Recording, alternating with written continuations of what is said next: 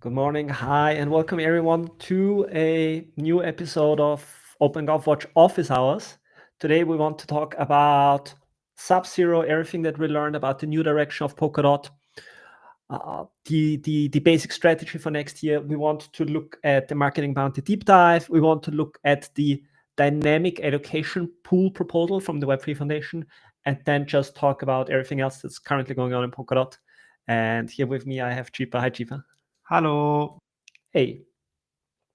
Yeah, so I tend to hold monologues. So, Chipa, I'm asking you to stay here with me today. If I'm too much of a monologuing, you just interrupt me with questions or conversations, okay?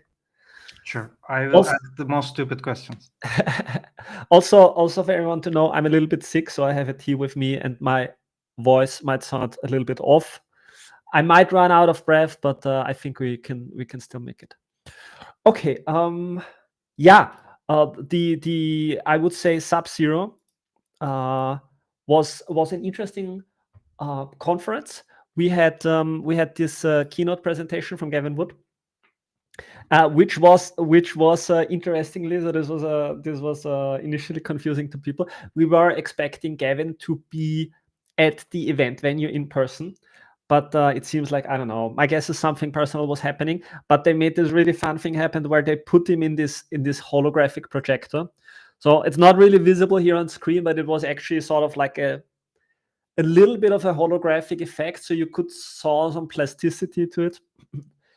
Yeah, but Gavin was there with his full attention, so he has prepared his presentation, and it is the topic that is very relevant and dear to him at the moment. So every time he gets an opportunity to speak, he talks about the agentic society, and he also started talking about the second age of Polkadot. So Chipa, you also heard one of those presentations from Gavin when he was talking about the agentic society, right? Yes, in Prague, he talked about agentic society a lot. Yeah. So we And know. it was actually very interesting for me because I mostly listen to Gavin on technical topics and very rarely on the social side of it. But the Dark Prague episode, so he had two talks, basically one discussion and one direct presentation, and both of them were completely on social aspect of basically how to build the culture. Like it was very deep in conceptual as well, because he's getting this idea of industrial society, and he's referring that we need a break between the networked society and the industrial age. And yeah, I mean, there are of course many topics to discuss because it's highly theoretical. Anyway, I'm basically this it was surprising for me because it was full on social sciences. Yeah, I mean, let's make it practical. I think his main point, at least in this presentation, so I can suggest to anyone who has not seen it to at least watch this presentation here, Gavin Wood keynote at Sub0, because it's sort of an evolving discussion. But his main point is actually that.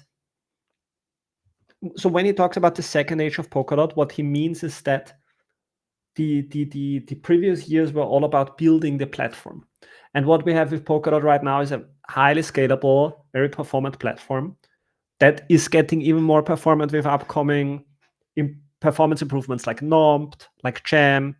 It's getting more capable with Jam also.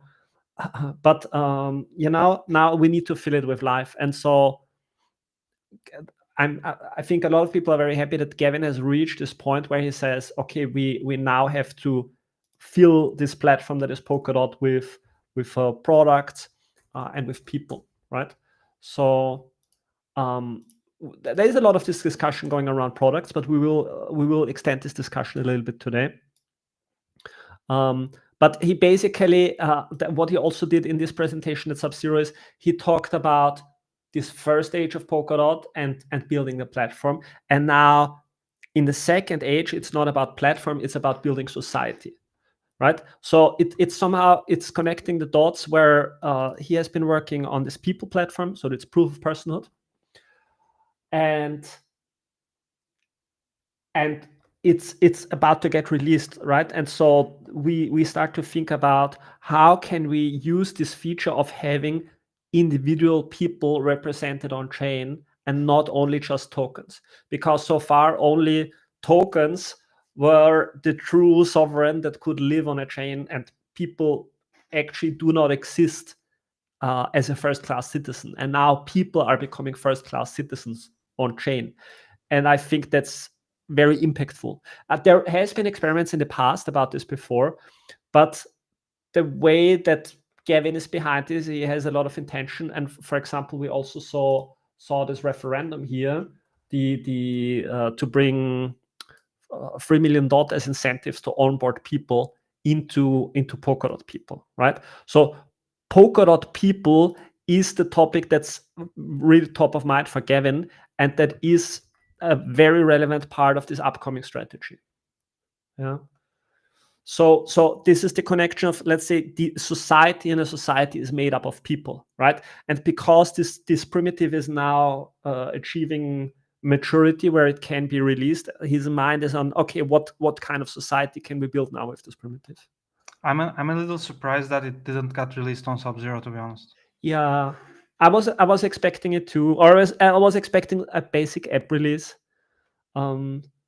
So But they did release an app, right? Because yeah, I saw something, but then I didn't follow up. Yeah, so there was this presentation from Gavin, and then Gavin was done, and then Santiago Baluga entered the stage, and they cut the stream. And so they gave out this demo that was available to use for, let's say, just a few hours.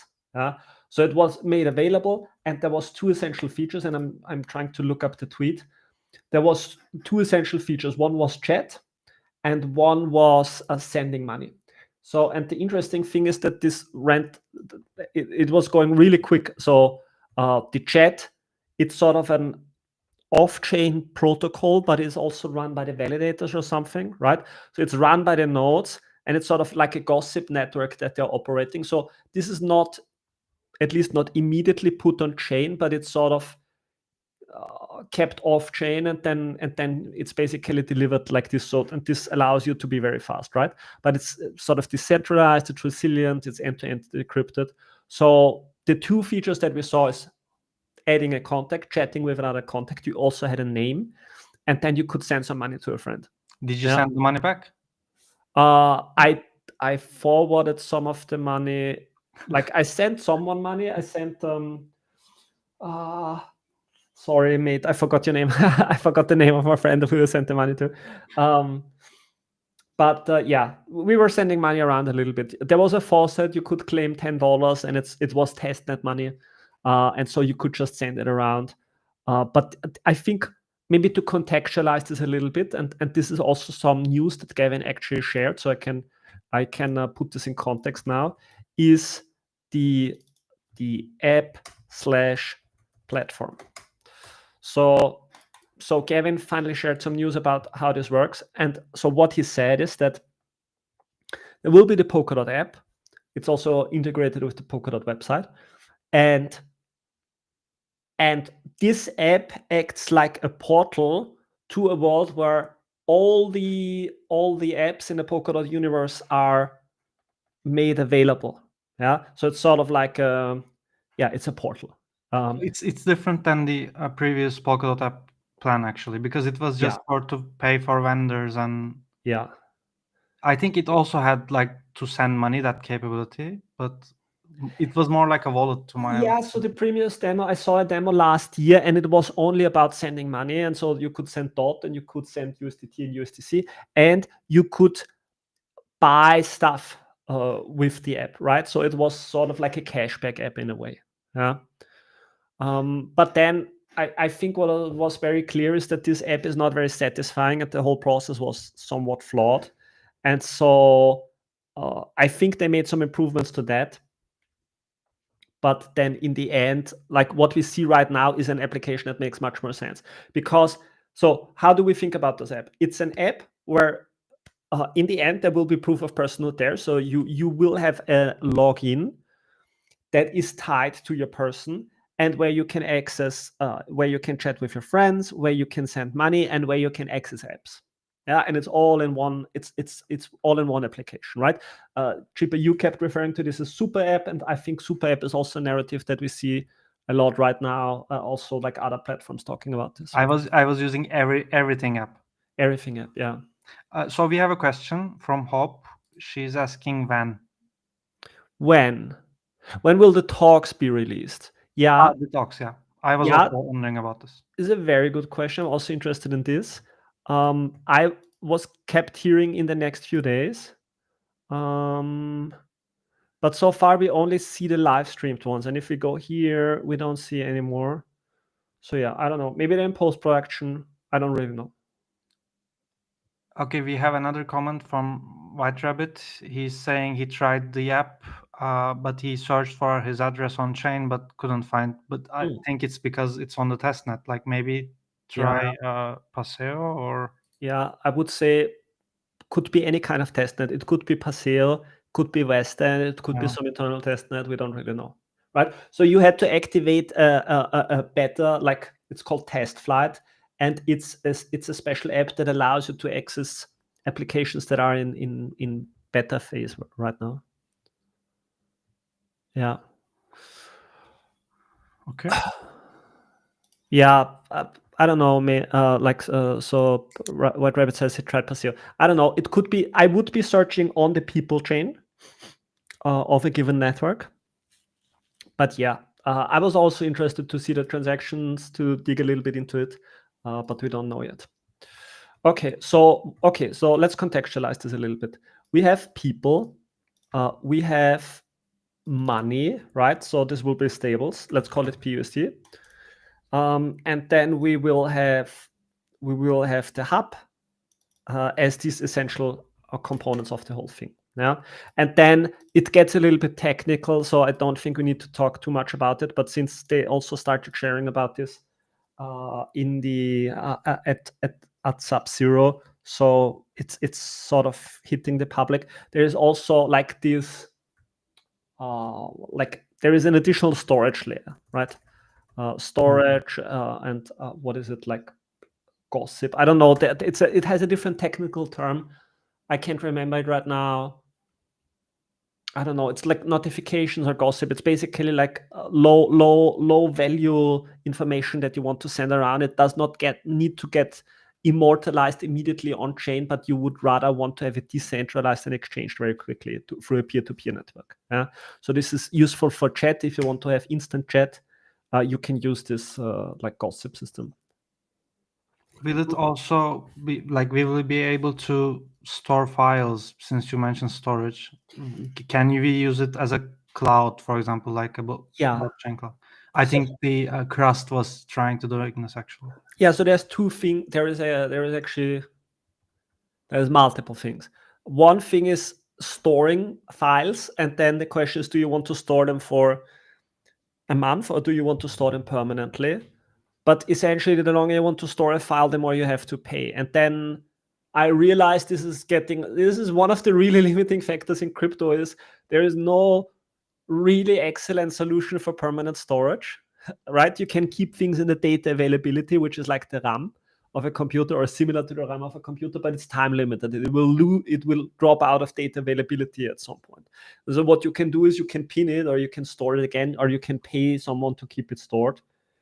I think actually I'm starting to believe the simplest solution would be to have something like BitTorrent, where you can incentivize people to keep files stored, and you basically pay to keep a file online.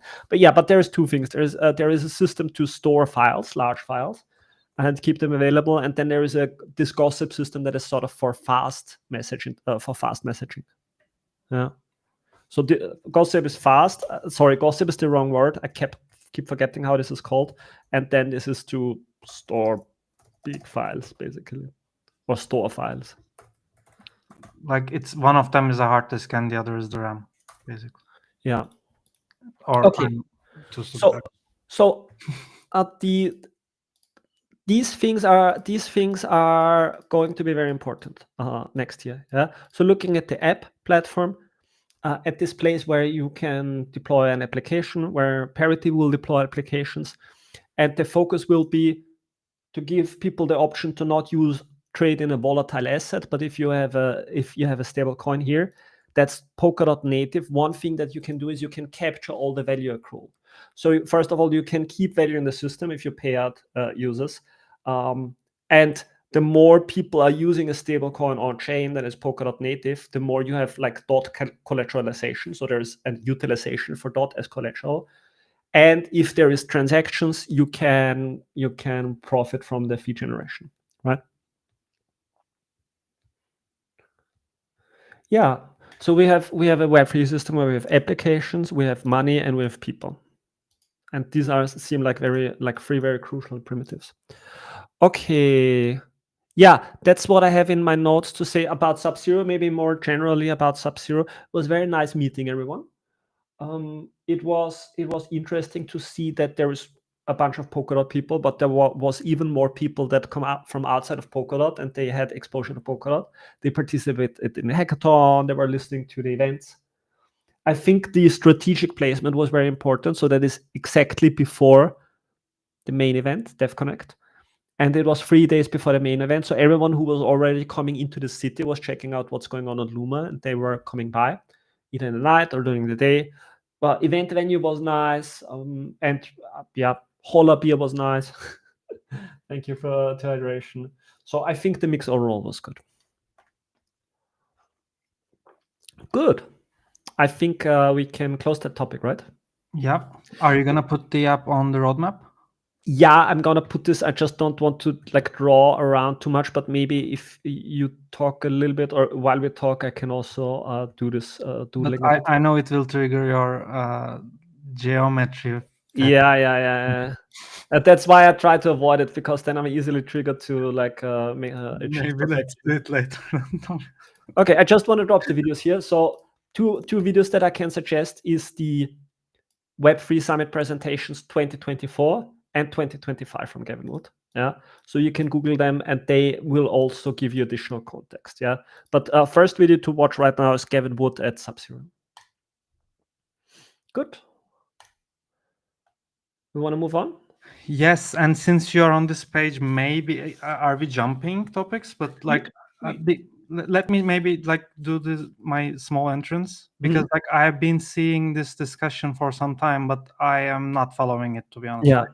And I saw a forum post yesterday, which was like a critique of this, or maybe like even supporting it. I don't even understand it because it's full of mathematics. Yeah. Oh, please help. What's happening there? Okay, I'm gonna place this here in this section. So this is the discussion about the dynamic allocation pool. Where is it? So this is something that Gavin talked about in his presentation at Sub0. Okay, I try to, maybe I can gesture with my hands a little bit and make this clear. So the idea is it's part of the tokenomics debate. And so typically when we talk about inflation in a network, what we mean is there is a total amount of tokens, and then blocks are being produced, and as a reward for the blocks, we give the block producers tokens. And they are minted out of thin air. So, and we call this inflation. Yeah. Now, what we can do mentally is we can separate the idea of minting tokens and then giving those tokens to the block producers. And we could say we could mint a separate amount that's larger or smaller into a pool. And then from that pool, we could be paying validators for block production. Yeah. So far, it makes sense. So what you do is when you mentally separate this, that you realize issuance does not need to just go to the validators. For example, what you have in Polkadot is that 15% of the issuance are going to governance. Yeah. But what we always do is we have issuance, and the full issuance is distributed somewhere. Now, the idea that Gavin was discussing at the Web3 Summit is that you could have a static emission or inflation into a pool, but you don't need to necessarily pay out from that pool. You could just say, I want to pay out a little bit of that pool, which leaves you for a reserve for harder times. And then if the times required that you pay out more in block rewards, then you could pay even more than is constantly being emitted into the pool if you have a reserve. And it's also like, instead of being a percentage, it's now a fixed amount, so you can budget it more properly because how much money you will spend is already known. Yeah. For example, we have decided on an algorithmic curve on how to emit tokens for Polkadot, right? So this furthening or something, yeah, not furthening, something like this. Hard pressure, was it halving? I think it's a halving every 2 years, something like this. Yeah, and so but there is a constant emission into that pool, right? But the payment for block production could be flexible. You could algorithmically adjust it to certain circumstances. Yeah. And so what you have is basically a pool where you keep a buffer fund of tokens that you can also use for other things. You can use them, for example, as collateral if you want to mint tokens, or you can keep them for other times. And then if tokens are being spent some in the system, you can either burn them or you can put them in the allocation pool, right?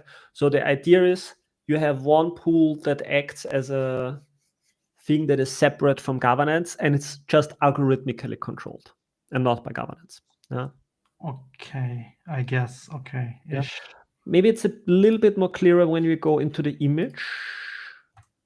Okay, I'm not sure if we can see this with the contrast here. I hope we can. Okay, so maybe I will zoom a little bit. Okay, so what we see here is newly minted tokens go into this allocation pool. And here the tokens are waiting. And then an algorithm decides where the tokens are going. And they could be going to validators for block production. They could be going to nominators as staking rewards. They can be going to the treasury. And they could also be going to another account that is called strategic reserve. Yeah. So this is helpful because, first of all, we have separated the idea of paying all the emissions to validators, nominators, and the treasury. We can now become more flexible and say, okay, we are extending this logic to whatever else is necessary, right? And one thing, for example, is an idea that Gavin shared is we need to continue to pay validators, but we could drastically reduce the payouts for nominators. Yeah, we could reduce the risk for nominators by basically allowing tokens to be instantly unstaked. So the risk is very small, and in return, you can make the reward very small. You can increase. So there was this research paper being published by Jonas a few weeks back, where he was playing with these ideas, and you can say you can increase the skin in the game that validators have. You can increase the risk for validators, and this increases the probability that they will behave in an aligned manner. Yeah, and if you increase the alignment of validators, you are less dependent on nominators, right? So, and we pay a lot of money to nominators. I think 95% or so are going to nominators. So if you would reduce the amount of money you pay to nominators, suddenly the network pays a lot less money. Yeah. I'm not sure if it's that high, but interesting. I have another question. I started questioning. I think the number is not correct. The strategic reserve is nothing we are. It's a new concept for us right now. Yeah. So this idea here is, I think that's correct. The idea here is you can put tokens to the side from which you mint stable coins. And so they are securing the stablecoin emission. Yeah. Okay. So it's basically stablecoin collateral. But there's also another line on the up. It's allocation pool directly deposits dots to the vault. I thought that was it. The allocation pool pays dot to? No, deposits dot on the left hand. Deposits dot, yeah. Yeah, I'm not 100% sure. Maybe I have to read it again. It changed a little bit since I saw the draft. It could be additional collateral. Okay. Okay. It could be Because additional collateral that we discussed that we discussed a reserve before, like a couple months ago. There was even like posts about like Bitcoin reserve Yeah. and stablecoin reserve. I don't know, but yeah, Yeah. that's why I want to ask. Okay, thank you. I mean, it's still very complicated, but it's at least a little bit more understandable, I guess. Yeah, the resulting strategic reserve could be used to strengthen the confidence in the .native stablecoin. So it's additional collateral. Yeah. It's over collateralized, and so the more it is over collateralized, the less is there of a liquidation risk. I see.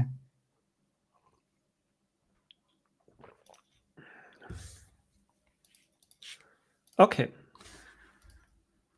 Good. Let's see chat if there's any questions. No. No, there were many interoperable presentations of integration. Okay, that was 10 minutes ago. Sorry, Hope. There were many interoperable presentations of integration. Don't really know how to read that, sorry. I think it's about Sub0 presentations. Yeah. Maybe she's talking about like there were integration. Maybe, I don't know. Sorry. Okay, so I will put this here, and I will also put the image here because that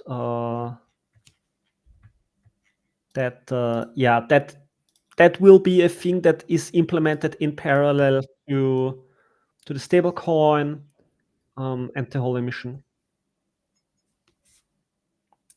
Good. I think we can move on. Yes. Okay, we talked about Sub0. Yep. I received some DMs about like if we are planning to question the Sub0 spending, like from different people. It was interesting because I checked the referendum like for a very small time when it was like first submitted a couple months ago, and it looked okay to me. I mean, everyone who wants can take a look inside. I'm not too skeptical. So first of all, I believe there should be a flagship event for a major ecosystem, especially when it is I don't know. I think it's really important to understand this is one of the major events in the whole crypto world, and Dev Connect especially. So the Ethereum event, there were about 15,000 people, estimated people at the Ethereum event, and it's a fairly big event. And it was distributed, I think, across 6 different halls. There was co-working spaces. There was theme-specific hubs. So there was a governance hub. I was hanging out in the governance hub and meeting people that are doing governance in other ecosystems. Zero knowledge hubs, network community hubs, all kinds of hubs. And then there were the booths, and there were the stages and so on. But the vibe of the conference is really like Ethereum is a really strong and decentralized and diverse community. Yeah? And it's really nice to be at Dev Connect. It was really nice to be there and randomly meet people that you might not have seen in a long time, people from other ecosystems that you know somehow. So, and this event is a magnet, and then all around the town there are side events. And Polkadot Sub0 was the biggest side event of the conference. So next to Dev Connect, it was the biggest event with an estimated 4,000 attendants. Yeah. So people from other ecosystems were coming to see Polkadot. And if you want to exist in the mind of people somewhere else in Web3, there is a few options. You can be active on Twitter. You can be at conferences. You might be publishing papers or have on-chain traction that generates enough noise. So you have to, like, if it comes to physical events, there is meetups, there is side events, and there is main event. I think there needs to be a main event. And so then the question is, how much do you want to pay for the main event? You can debate that. Last year, we paid for Decoded, which was organized by Decented. $3 million were paid, and then people were not super happy after the event. This year, $700,000 were paid. So, of course, you can question it. You can question the strategy. You can question everything. But I think I would, if you want to question it and you want to argue it, it should be a substantial argument, right? You should say, I would rather have chosen this strategy because of that, or I would rather have spent money on this and that. Like, if you want to do that, I want to say this conference has been the most, I would say, engaging and fun one from all the main conferences I've been at. It felt like more constrained in the space. It was, let's say, there were some practical organizational issues, but overall, it felt the most personal of all the Polkadot events I've ever been to, right? And I think the strategic placement was good. One other thing that was really good is, so basically every day you have something on the rooftop bar and you have something in the night in the cellar, and then you have like this third stage where there was like space for other teams to come in. And in a way, what Web0 managed to do is they made it into a white label event where every day on the rooftop, a different protocol could be there in the afternoon and in the evening hosting the rooftop event. Yeah. So because there is a different team having their different focus, now this event goes up to Luma. So for Polkadot Sub0, we had like 20 events on Luma, and if you were just hanging out on Luma, and that is what people do when they go to that city and go to the conference and check out, okay, what side events can I go to? There was just a bunch of Polkadot Sub0 events that you could discover on Luma and could accidentally bump into. So I think the structure, like for everything that was given there, it was super efficient. Yeah. There is some other complaints that you can have and that people will have, but I think it's very hard to make something that competes with the $700,000. So you can either say you want to pay less, but then I think you definitely need to go smaller and reach less people and have a less exciting event potentially. Or you want to do a different strategy for the same $700,000, which I think is also hard. Yeah, I think all of it is debatable, but that's my basic stance on the thing. And I think the team, they put in an incredible amount of work and effort to pull this event off. Yeah, you can feel free to criticize them. It's just that's my base stance, right? And then everything else, I think you would need to discuss the details. I mean, I wasn't there. To be honest, I think I even made the proposal because I thought it was too expensive. But yeah, I mean, I at least don't see as much criticism as before. And I don't know, maybe it's a positive thing. I don't know. I guess it's a positive thing. I have some video material also that I want to publish. It will just, I don't know. I need to find time, but maybe in a week or so. I had a question. You shared some photos from like Gavin talking in a university or like a building with like a huge painting behind him actually. Was it a part of DevConnect? Like this is, I think, after like the day after Sub0. Day after Sub0 building? Like that. I shared a picture. What? Gavin was talking. I think it was a university. Yeah, that was the universities. Is it a part of DevConnect? That was the universities. Yeah, just a second. I see you, Kusama Shield. I will answer this in a question. Yeah, so Gavin was in Buenos Aires at 2 events, and that was both university events, and that was both organized by the Polkadot Blockchain Academy.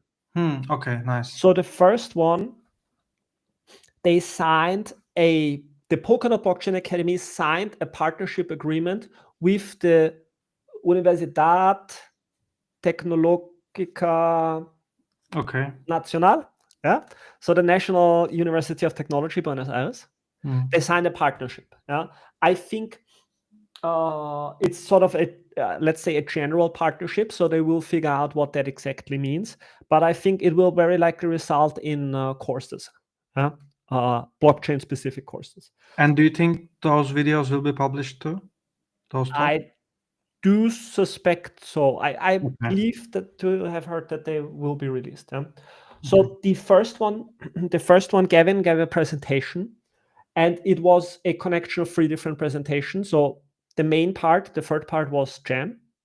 Yeah, he introduced it by talking about the agentic society, and then so the first part, agentic society. Second part, why Web3, why blockchains, why Polkadot. So it's sort of the Sean Tabrizi presentation template. Yeah, and these together made up like maybe 15, 20 minutes, maybe half an hour, and then he walked into the main part, which was Jam, and then a question and answer. Yeah, so this was the first thing. And then 1 day later, one interesting thing is that Gavin mentioned they have virtual drivers in the Jam testnet right now for video output and audio output. So he said they are running a radio station on Jam 24/7 and it's permissionless, and you can buy airtime on that radio station where then you have to buy the right to publish on that radio station. Interesting. Yeah, and it's just because the data availability has grown to a level where you can just do stuff like video and audio. Yeah. So I think it just highlights how little we are still thinking today about blockchains, because no one else talks about like streaming video and audio. Yeah. Okay, second presentation, and then we get to you, Kusama Shield. So first presentation was Monday. On Tuesday, we were in the University of Buenos Aires, Universidad de Buenos Aires, and it was a panel discussion between Primavera de Filippi, who has been working with the Polkadot Blockchain Academy in the last few years and a very renowned researcher in blockchain governance, Gavin, and then Dr. Juan Gustavo Covalon, who is the director of the AI lab of the university. Yeah, and it was an AI/governance focused discussion, and then became also heated between Gavin and Primavera also. Really? And I think that one will be published too. Maybe. Exciting. Okay. Good. Maybe let's get to the question of Kusama Shield. What's up with the Polkadot app? It will have an encrypted chat encrypted. The chat in the Polkadot app, to my understanding, is end-to-end encrypted, and it's not even permanently stored. It's just like funneled through this gossip network. But I assume since it's natively Web3, like it's not even stored. My guess is if you don't retrieve your messages within a month or so, they might even be deleted. Okay, what's the proof of stake in Argentina? So I can tell you, everyone who went to Argentina and who is not a vegetarian or vegan was eating steak. Everyone was eating steak. There people were complaining about eating steak because the steaks are really good. You can, I don't know, I had steak 2 times or so. I think there were people that had steak every day. And both times I had steak, I did not need to eat anything else for almost a full day. And it was really good. Really good. I don't know. They know how to make steak. Hey, Ale. Yeah, cool. I don't know how to spell your name, Ale. We also met people from, I guess, I'm not sure, I think natively from Buenos Aires or not. Also, first of all, people in Argentina are really nice. And then, we met a lot of like Polkadot or Polkadot proximity, or people close to Polkadot or that have been engaged recently through Latin Hack and so on. So lots of good conversations, and they are making also a documentary about I think Latin Hack and the whole road to Sub0 thing. Good. Good. I think the Sub0 topic is okay. Yeah. We talked direction roadmap. Do you have anything else? Now the last thing we wanted to talk about is marketing bounty deep dive and Polkadot forum drama. Yeah, the spicy part now. Spicy part. Good. Yeah. Okay. So in your absence, I published a report. I mean, of course, you see it before, but in the forum, which got really a lot of comments, and then Web3 Foundation basically submitted I don't know, like, I think this question has been asked to Karam, and he said no. It's not because of that report, but it was like one of the things they considered. Yeah. He was asked last week on AG, Karam. Yeah. By Jay, and he said it was one of the signals that they considered, and they receive a lot of signals. Anyway, I wasn't expecting that to be this, like, went this big, to be honest. I thought, I don't know why, but I thought like everyone already knows all about this stuff because it's all transparent, you know. No. Let's contextualize a little bit for the listeners. So you published this. I mean, you did not publish it behind my back because you said you published this while I was in Buenos Aires. But I think we talked about it the last day before I was leaving. Yeah. And you posted it. So what it does is it takes the spending of the last year, no, or Q3, no, the full last year, right? And it looks at the biggest positions if you aggregate the positions, right? So there was the Blast campaign, and you added up the numbers, and then the Kusumerian, the KOL agencies. So wait, what are the numbers here? Okay, so Blast campaign amounts to like $1.7 million. Including the Novasama app, Mhm. because that's why I put it like differently. Yeah. Because initially I didn't put Novasama, the Nova Shots app, Yeah. but then like a couple people messaged me and asked me like why it doesn't show up there, because it's connected somehow. Okay, so this is an app that is built into the Nova wallet, and it allows you to. It's sort of a prediction market, but it's especially targeted towards esports, right? Yes, I believe so. Yeah. So, and then they were present at different like big esport events, and so people could be making bets in it, and it was incentivized to use it. I think. I mean, you can use the app outside the Blast campaign as well. So that's why I initially didn't include it. But then, yeah, basically I put like 2 different tables and just generated a grand sum. Yeah. Okay, then we have Kusumerian with 500,000. Yes.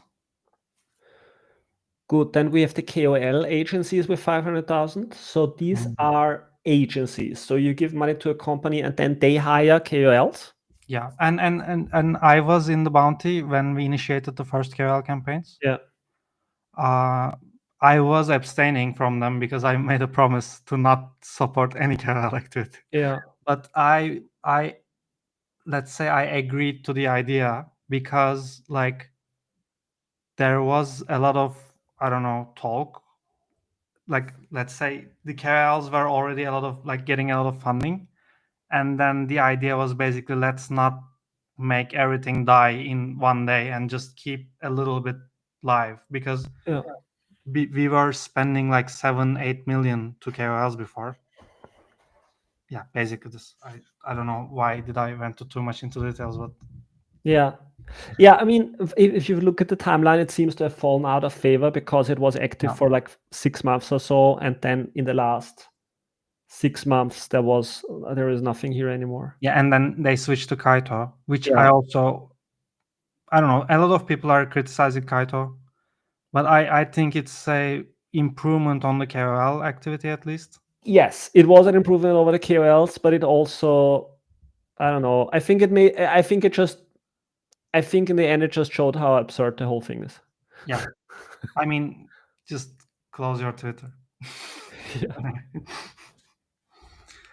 Yeah, and then we have community management. Okay. They control a Telegram group and a Twitter account, not the official account, but a Vibe Hub account, and maybe others. I don't know, because like you cannot see the proposals themselves. You can just see the ending, and then yeah. And is also Discord moderation and forum moderation, or is it different? No, forum is not there. Discord moderation might be some, like maybe Discord moderation is completely there. Forum, I know it's different. This is Dotbull's Telegram channel. Yeah. And Vibe Hub YouTube, Vibe Hub Twitter channel. And I don't know what else. Maybe there are some other initiatives as well, but I cannot see the whole proposal and the development of it. Yeah. Through time. Okay, so that's 200,000 for 10 months. Yes, and it's paying like 5 or 6 people. Yeah, so that's 20,000 per month for 6 people. Maybe 5. For community management. My personal opinion is, I mean, you can discuss the price, but it's not unreasonable. But sure, I would have to look into it. Like what's the output overall? Like from my perspective, if it was like doing all the moderation work, like including the forums, Discord, then it will be maybe better in a way. Yeah, and I mean, You always need moderation because I mean we had the discussion in the Telegram today. The thing is, discussions are a spectrum. I mean, we will get to this point. Maybe we get to this point then in the last 5 minutes or 10 minutes when we talk about the forum drama. But basically, discussions is a spectrum. But there is always people on one end of the spectrum who are just not at all intending to have any kind of constructive conversation. Mm-hmm. And then it's also sometimes people need a little bit of nudging. Okay, curator wages. Curator wages are 570,000, so like close to $500,000, $470,000. Yeah, correct. $470,000. This was like one of the biggest discussion points afterwards, because there's also discrepancy between different curators. Like if you go down, I also like put each curator. Yeah. I mean, it feels weird, by the way, like because these are like wages of different people and you are just like listing them. You know, I felt a little bit alienated, but then you are doing public work, so I guess it's everywhere like this when you do public work. Yeah. I mean, there is always two ways to look at it. You can look at it as either as a whole, as a package. You say, we are paying X amount of money and this is what we get, right? So in this case, you say, we pay $500,000 to run the marketing bounty, right? And there is not, or that's sort of priced into all the other outputs, right? And then the second perspective is you can see, okay, what does an individual earn and what is their specific impact to the whole thing? Yeah. I would say in general, I mean, would have to look at the details. I think what the thing that I very often heard being discussed is Crane and sort of the 14, or sometimes you hear like slightly different numbers, but 14,000 euros per month. That I often heard discussed in the context with also having other engagements at the same time. The thing about this, like, is people might get angry with me because what I'm gonna say right now, but I do not think like 14,000 euros is like too high. Like it's too high for my level, that's for sure. It's too high for like a person like me. But I do think like people can earn this much money. It's just you have to be professional. Like if you are doing this, you need to act within the professionality it gives you. It's like a minister wage in Europe. It's not a joke. This is it's a minister wage in I think 17. Yeah, I think you would apply the highest standard for that wage. Otherwise, it's okay. Like people can earn money. I'm not. I stopped being a what is it? Enemy of capital. What was that? Anyway. All right. Okay, moving on. Good. We have the individual payments. So we have Eric. Okay, that's it. That's the forum post, right? Yeah. Good. Yeah, quite a lot of discussion. I can tell you, I was in Buenos Aires, and we it was somehow it was a discussion at least once a day. You mean outside the forum too? Of course, I only see forum. So. I mean, it was the event where all the Polkadot people meet that have the availability to travel at that point in time, ability. So naturally, it was a discussion. Yeah. Anyway, it's getting closed with like full conviction now. So I don't think there's much to say, to be honest. Yeah. So the Web3 Foundation, it's like roughly like 1 week after this forum post went live, the Web3 Foundation submitted a proposal to close it down. And according to Karam, it was one of different signals that led to that. The reasoning that was given in the Treasury proposal is that it does not align with the current strategic objectives of. I mean, we are basically, the network is not marketing the chain itself from now on. Obviously, it will be the products that's gonna be built. Yeah. And my assumption was always like that will take some time, and then some products will be chosen, and then they will get the marketing. That was my assumption, to be honest. Yeah, I mean, I think it comes back down to this one point. Look at what the marketing bound has been funding so far, and I mean, they have been not given more precise instructions, so they had to come up with for themselves with what they want to fund. But then, if you look at what priorities do we see for the coming time, it's Polkadot people, it's PUSD, it's Hub. Yeah. So it's sort of separate, like the current spending of the marketing bounty was separate from the priorities that Yeah, we will. I think the previously, currently, and like very near in the very near past, it was more focused on transactions, right? Like increase the number of transactions on chain. That was the Yeah. general. Like I don't think it was like this like decided with like a general consensus, but that was like the path I was seeing everywhere. Like with Mythos as well, like we want to put more transactions on chain. Yeah. I saw some funding for hydration, like marketing funding for hydration, which personally I thought is reasonable, given that there's also the incentive campaigns, or like you want to have that synergy. And then the Polkadot app did get some subsidies for the marketing, which I assume will be coming once the app goes live. So it's already prepaid, the production of the media assets for that. And then I also saw some subsidies for the DeFi integrations that are coming for Hub. Yeah, which sort of makes sense. And this seems to be aligned with, I mean, my guess is the web marketing bounty did not come up with those spends by themselves, but there was sort of an external impulse to consider those spends. Yeah.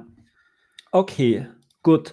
Okay, then let's close it down with a general conversation about the current sentiment and mood. Yes.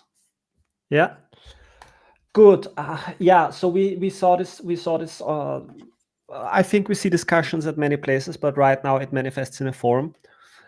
So we see different forum posts with, let's say, like people asking for investigations or asking for a radical change in the strategy of OpenGov or Polkadot as a whole, or dot tokenomics. We see this proposal for treasury guardianship. Then we start to see this meta debate about respectful debate, and this actually has already gained a little bit of traction today. Yeah.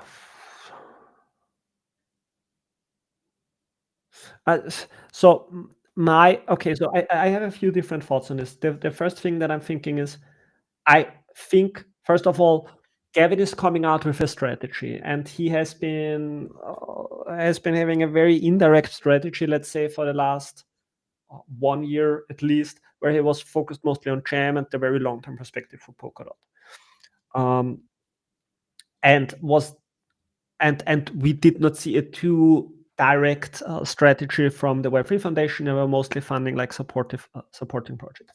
Now Gavin is coming out and he is having a much more direct strategy, much more direct focus on where he wants to see parity go, what he wants to see the Web3 Foundation do, where he wants the ecosystem to go. And so these ideas are very forward thinking, right? So some of these ideas are very immediate, but then some of these ideas, when you hear them for the first time, they are exotic. Like, can you have proof of personhood based security for the network, right? Where you replace most parts of proof of stake with proof of personhood. When you hear this for the first time, you have a hard time grasping: is this like a serious idea? Is this mind? Is this a speculation? But then when you see all the effort that is put behind researching those things and putting them into reality, you realize there is like a very high determination in Gavin in what he wants to do. But this direction, every direction is associated with risks, and so this makes people nervous. So I think this is one contributing factor.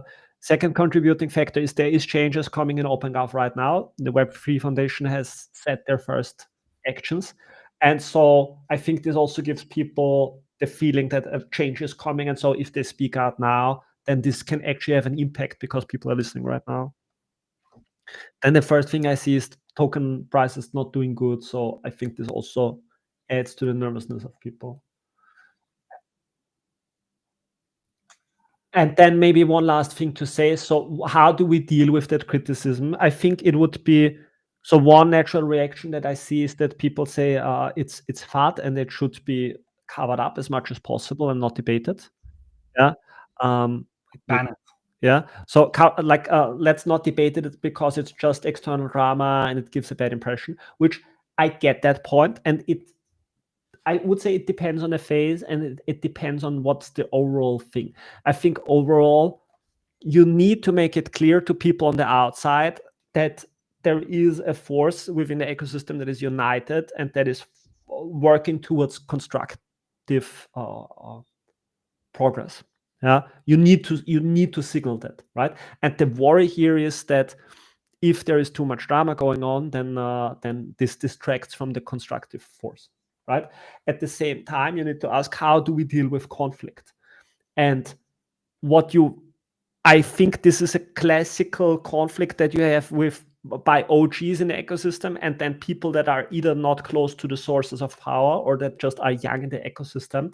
They don't have the same access to engage in the debate, and so they need to pick the forum, because where else should they go? They can go to Twitter, but they don't have the same access to meet all the high-level people in the ecosystem, to have high-level discussions with them. They don't have the reputation. So they can only watch the place that they're told to go, which is the forum, right? And then they have to form their opinions and engage in a debate. So I think the risk is if you're too quick to say, these people are fighting because maybe they have honest concerns, then you risk alienating the people that actually could make a meaningful contribution, right? So, and then you have people that are clearly disenfranchised and they're frustrated with certain things and they're criticizing those things. And then it's either, I think you have to make a decision, are these people interested in a serious debate or not? If they're interested in a serious debate, you need to have the serious debate, even if it's uncomfortable. And I think what is very easy is if you have harsh times, if you have bad times, it's to say we have to rally around the flag and we have to shut out all the criticism because it's just hurting us, right? So I think it's easier to fall into one of those extremes where you just complain a lot, or where you say, I'm not going to engage with complaints at all. And I think it's very hard to find a good line where you meaningfully engage with the criticism while you don't overemphasize it. It was a good speech, Tom. Thank you. Thank you. No, thank you for that. It was a good speech. Inspirational. So a little optimist though. I don't have the book with me right now, but when I was starting to go into serious politics, I was reading this book by the founder of the party that I joined. And he was previously engaged in politics. And in the foreword to the book, he writes that one of the biggest issues in politics is that people drop into cynicism. And they are engaging in the same debate over and over and over again. And over time, you just think about these other people are idiots. Yeah. And so you go into cynicism where you just become toxic to everyone else. But this cynicism, when you approach it from the outside and you just see cynical people, it's very unattractive. Yeah. And it's like poison for the system. So the thing that we always have to stay away from is falling into cynicism. And it's super easy to get cynical. Like you can catch me a lot of times being cynical on Twitter. But it's something you need to constantly fight to get away from, is cynicism. It's okay. I think we should stop branding people in general. Yeah. I think it's not a good idea to brand people in general as being angry or cynical or whatever. No. But if you spot it, you can identify it, right? But it's also easy.